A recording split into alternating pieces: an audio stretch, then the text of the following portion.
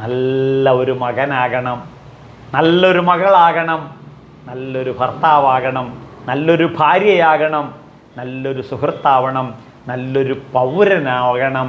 ഇതാണ് ഈ ശ്രീമദ് ഭാഗവതത്തിൻ്റെ വിഷനും മിഷനും.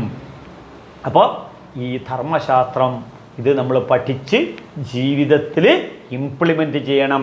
ഈ ഉത്തമ ശാസ്ത്രം അത് എൻ്റെ അച്ഛൻ എന്നെ പഠിപ്പിച്ച് അദ്ദേഹത്തിൻ്റെ ജീവിതം പട്ടിയായി ഉയർന്ന് അമൃതത്വത്തിൻ്റെ സന്തതികളായി അമൃതത്വത്തിലേക്ക് ലയിച്ചു ചേരാനാണ് ഈ ധർമ്മശാസ്ത്രം നമ്മെ പഠിപ്പിക്കുന്നത്.